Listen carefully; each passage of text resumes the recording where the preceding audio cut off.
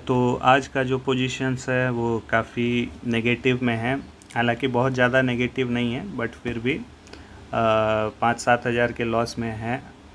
तो अभी देख लेते हैं कि मैंने आज कौन सा पोजीशन फ्रेश लिया और कौन सा पोजीशन एग्ज़िट किया।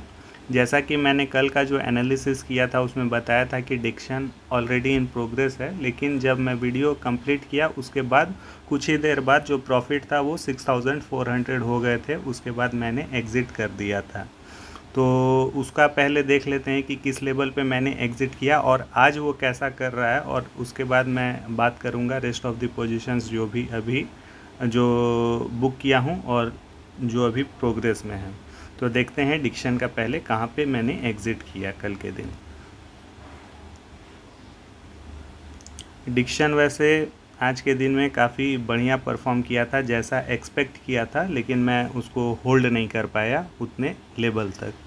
तो हुआ क्या कि ये जैसे देखिए हॉरिजेंटल एक रेजिस्टेंस था जिसका मैंने आपको कल बताया था कि ये ब्रेकआउट देने का ज़्यादा चांस है, क्योंकि नीचे से यहाँ के लेवल से एक डबल बॉटम पैटर्न क्रिएट किए हुए हैं। तो आज के दिन में इसने ये देखिए काफ़ी बढ़िया एकदम यहाँ पे ब्रेकआउट दिया है। और आज के दिन में जब ये ओपन हुआ था तो मैं देखा था कि करीबन 100-150 पॉइंट के लगभग में प्लस में था। तो मुझे ऐसा उम्मीद नहीं था कि आज ही के दिन में ये अराउंड 450-500 भाग जाएगा। तो इस वजह से मैंने इसमें एंट्री दोबारा से नहीं लिया आज के दिन में। मुझे लगा आज का जो भी होना था ये हो चुका है ऑलरेडी, बट ये जब भागता है तो 500-600 पॉइंट ईज़िली भाग जाता है, ऐसा कुछ नहीं है। तो इस वजह से मैंने इसको नहीं लिया और इसके जगह पे मैंने कोई दूसरा एक स्टॉक लिया है जो मैं बताऊंगा। So this was the reason. तो इसमें से प्रॉफिट जितने मुझे चाहिए थे वो ऑलरेडी मिल चुके हैं एक दिन 2 दिन के अंदर में, तो बेटर है। और IRCTC, ऐसे तो IRCTC में मैंने पोजीशंस क्लोज़ कर दिया है 1050 के प्रॉफिट के साथ। मतलब कि आप समझिए कि जो चार्जेस थे वो निकल गए हैं और थोड़ा बहुत 200-400 रुपये प्रॉफिट में भी होंगे, तो ऐसा कुछ दिक्कत की बात नहीं है। लेकिन IRCTC क्यों मैं एग्ज़िट किया हूँ उसको देख लेते हैं। तो IRCTC का जो एग्ज़िट करने का रीज़न था वो ये था कि ये देखिए जो डेली टाइम फ्रेम पे है वो क्या कर रहा है, ये एक रेजिस्टेंस आपको हॉरिजॉन्टल मैंने बोला था कि ये क्रिएटेड है, जहाँ पे ये इसके ऊपर निकल जाता है तो ये अच्छा मोमेंटम देगा। बट हुआ क्या कि कल के दिन में यहीं पे रेजिस्टेंस जो प्रीवियस क्लोज देख रहे हैं रेड कैंडल का, वहीं पे ये कल के दिन ग्रीन कैंडल ये क्लोज़ किया और उसके बाद आज जब ओपन हुआ था तो 5000 प्रॉफिट में भी था। बट मुझे लगा कि आज हो सकता है ये अपसाइड निकल जाए, बट वेट करते करते ये 200 जो मूविंग एवरेज है, ये ग्रीन लाइन आप जो देख रहे हैं बॉटम में, वहाँ से ये क्या हुआ कि नीचे साइड में मोमेंटम दे दिया। इस वजह से मुझे लगा कि इसमें वेट करना मतलब कि सही नहीं है, क्योंकि फंसा रहेगा ट्रेड। इस वजह से मैं सोचा कि इसको क्लोज़ कर देते हैं, क्योंकि मैं 1-2 दिन 3 दिन हार्डली इतना ही का ट्रेड लेना चाहता हूँ और जो भी प्रॉफिट है 5-7 हज़ार लेकर के निकल जाना चाहता हूँ। तो मुझे लगा कि इसमें लॉस हुए नहीं है तो बेटर है कॉस्ट टू कॉस्ट में क्लोज़ कर देता हूँ और कहीं और ट्रेड ले लेते हैं। तो ये देखिए ये जो ग्रीन कैंडल है आपका 21 अगस्त का, उसका लो को एक तरह से ये ब्रीच कर रहा है, तो इस वजह से इसको मैंने क्लोज ही कर दिया। तो दिस वाज द रीज़न। अभी ऐसा ये ज़रूरी नहीं है कि ये डाउन साइड जाएगा, मे भी थोड़ा बहुत जाएगा डाउन, मे भी 900-910 के लगभग में, और वापस से ये देखिए ये जो प्रीवियस लो बनाए हैं ऐसा आप समझिए कि डबल बॉटम पैटर्न यहाँ पे भी क्रिएट करके और फिर उसके बाद अपसाइड निकल जाए। तो मैं इसीलिए इधर से निकल गया कि मुझे लगा कि अभी 930 के लेवल पे लगभग है, तो 20 पॉइंट जब फॉल करेगा तो क्यों 20 पॉइंट ये करना, उसमें तो मेरा अच्छा खासा लॉस हो जाएगा। इससे बेटर है कि इसको एग्ज़िट करके निकल ही जाते हैं और दूसरा ट्रेड लेते हैं। तो अब देखते हैं बाकी जो पोजीशंस है उसमें कैसा है। तो नेस्ले का जो है वो मतलब कि अभी चार्ट ऐसा कुछ दिक्कत की बात नहीं है। ये अभी 1 2 दिन 3 दिन और होल्ड कर सकते हैं। इसमें होल्ड करने का रीज़न ये है कि ये देखिए आपका ये जो 200 मूविंग एवरेज जो है 1 डे टाइम फ्रेम पे, इसके ऊपर ही अभी ये ट्रेड कर रहा है, मतलब कि ये अभी पॉजिटिव है। हो सकता है कि आज के दिन तो अब रेड कैंडल ही बना है, तो उम्मीद नहीं है कि अभी ऊपर जाएगा। मे बी मंडे को ये हो सकता है कि ये गिरे 200 EMA के नियर बाई, मे बी 2500 25 के लेवल तक, और उसके बाद ये बाउंस बैक करे 2600 तक। तो इसीलिए मैं इसको अभी भी होल्ड कर रहा हूँ। और हार्डली मेरे को अगर लॉस भी होता है तो 5-7 हज़ार के लॉस तक ही होगा, मतलब कि मेरे SL तक ही रहेगा। तो उसमें कोई घबराने की बात नहीं है। इस वजह से मैं नेस्ले इंडिया को अभी होल्ड किया हूँ। और अब देखते हैं कि डॉक्टर रेड्डी में क्यों लिया। जब डिक्शन में मॉर्निंग में जब 100-150 पॉइंट भाग चुका था, इस वजह से मैं डिक्शन में ना लेकर के मैंने डॉक्टर रेड्डी को देखा, तो वो एक अच्छा लेवल पे मतलब कि ट्रेड कर रहा था, इस वजह से मैं लिया। हालांकि वो 5-7 हज़ार के लॉस में है अभी। मॉर्निंग में एक टाइम में शायद 10,000 भी लॉस गया था, बट मैं स्टिल होल्ड किया हुआ था। क्यों होल्ड किया उसका रीज़न है। तो देखिए ये एक मूविंग एवरेज आपका जा रहा है ब्लू लाइन वाली, और ये एक पिंक लाइन वाली, ठीक है।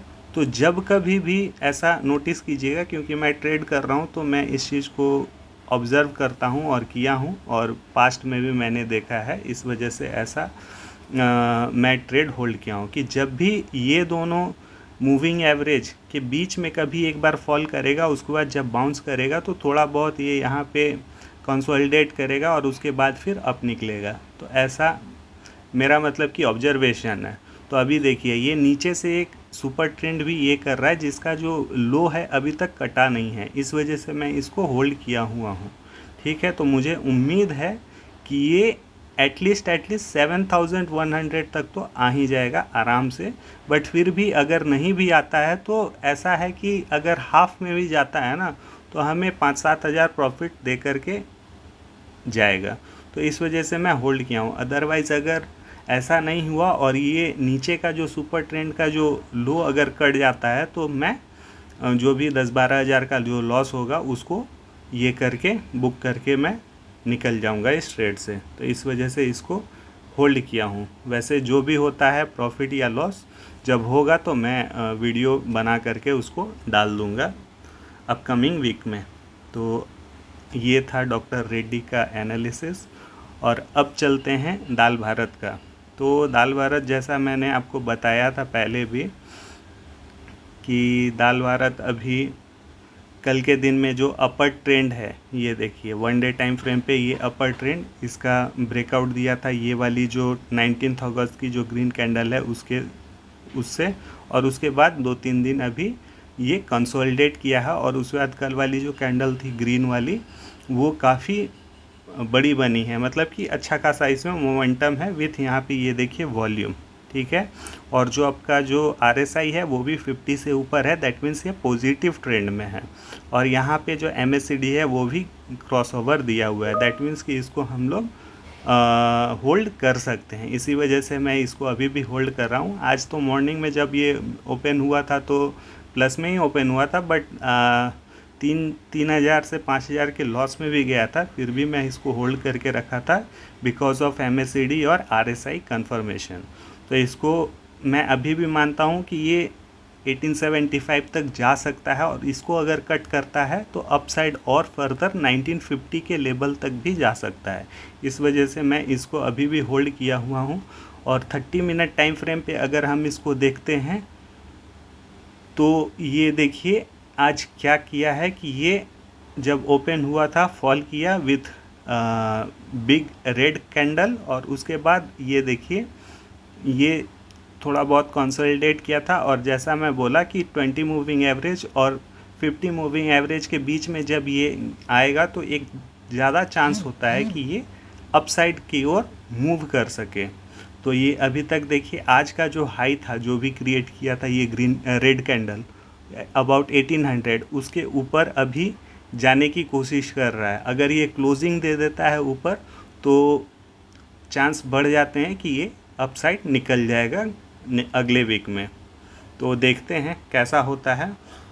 अगर पॉजिटिव रहा तो 5-7 हज़ार के प्रॉफिट लेकर के हम लोग इसको दाल भारत को क्लोज़ कर देंगे। अब देखते हैं एक्सिस बैंक। एक्सिस बैंक में कैसा ये है। एक्सिस बैंक भी मैंने डॉक्टर रेड्डी और एक्सिस बैंक दोनों आज पोजीशन लिया हूँ।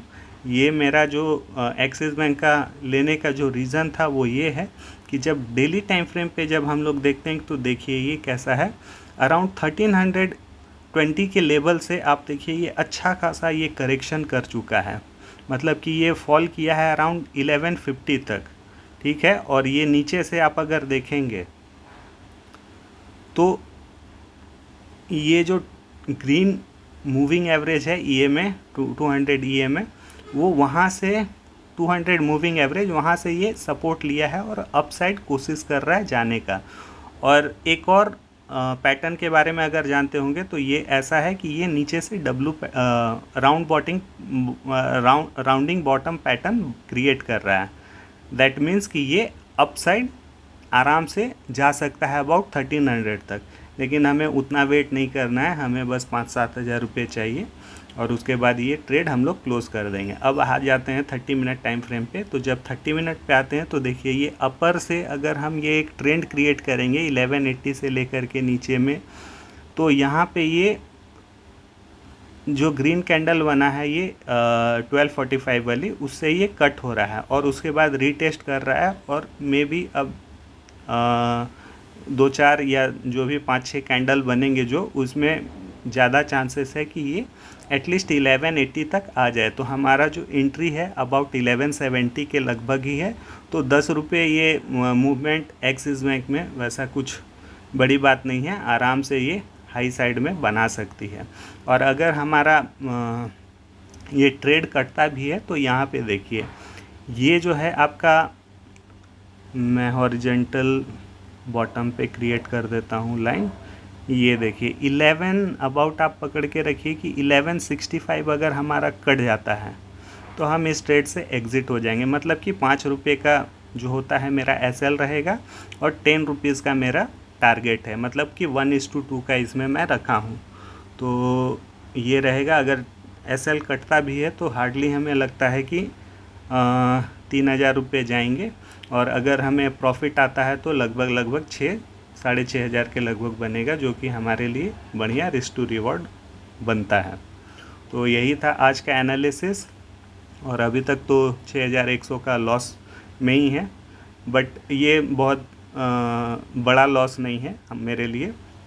तो देखते हैं कैसा ये परफॉर्म करता है। अगर कोई पोजीशंस ऐसा हुआ कि आज एग्ज़िट हो जाता है तो उसका एनालिसिस फिर मंडे के वीडियो में डाल दूँगा।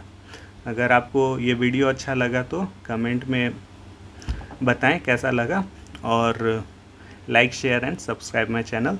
Thanks for watching.